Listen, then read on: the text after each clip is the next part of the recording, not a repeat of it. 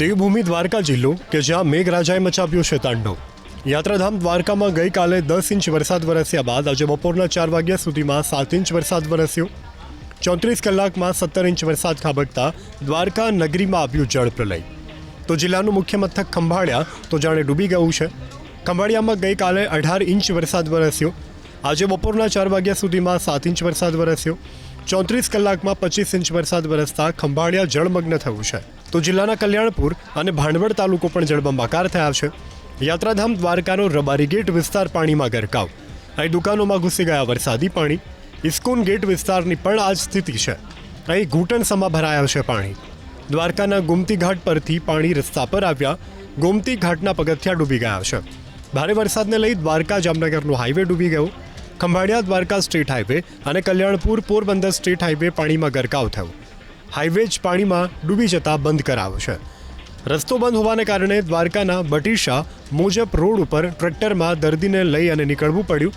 બાદમાં 108માં ખસેડાયો. દ્વારકામાં રેલવે ફાટકની પાસે ફસાયેલા 4 લોકોને કરવામાં આવ્યા રેસ્ક્યુ.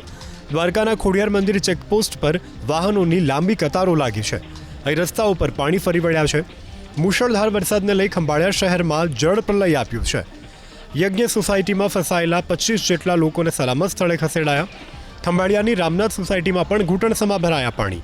મકાનોમાં પાણી ઘૂસી જતા લોકોને સલામત સ્થળે ખસેડાયા. આ દ્રશ્યો છે ખંભાળિયાની પ્રાંત અધિકારી કચેરીના. કચેરીનું પરિસર જાણે તળાવ બની ગયું છે. ખંભાળિયાના સ્મશાનમાં પણ વરસાદી પાણી ફરી વળ્યા. આ સમયે જ 3 મૃતદેહને લવાયા. જોકે પરિવારજનો વરસાદ રોકાવાની રાહ જોઈ રહ્યા છે, કેમ કે અગ્નિ દેવાની જગ્યા જ ડૂબી ગઈ છે અને લાઇટ ન હોવાથી ઇલેક્ટ્રિક સ્મશાન પણ બંધ છે. ખંભાળિયામાં વહેતી ઘી નદીમાં પૂર આપ્યું છે. ઘી નદીના પાણી આસપાસની સોસાયટીઓમાં ઘૂસી ગયા છે. દ્વારકા પાસે રેલવે ટ્રેક ઉપર પાણી ફરી વળતા રેલ વ્યવહાર પણ ખોરવાયો છે. કેટલીક ટ્રેનો અધવચ્ચે રોકી દેવાય તો કેટલીક ટ્રેનોને રદ કરાય, જેને લઈ દ્વારકા અને ખંભાળિયાના રેલવે સ્ટેશન ઉપર મોટી સંખ્યામાં મુસાફરો અટવાયા છે. આવી જ સ્થિતિ છે બસ સ્ટેશનની પણ. હાઈવે જ પાણીમાં ગરકાવ થતાં એસટી બસના રૂટ કેન્સલ કરાયા છે, જેને લઈ મુસાફરો બસ સ્ટેશનમાં અટવાયા છે. ભાંડવડમાં એક કાર તણાઈ ગઈ. કારમાં સવાર એક જ પરિવારના 4 લોકોનો આબાદ બચાવ થયો છે. જેસીબીની મદદથી કારને બહાર કાઢવામાં આવી છે. ભાંડવડના વર્તુ 2 ડેમમાંથી પાણી છોડાતા રાવલ ગામ બેટમાં ફેરવાયું છે. રાવલ ગામમાં પાણી ઘૂસી જતા લોકોને બોટ મારફત રેસ્ક્યુ કરાયા.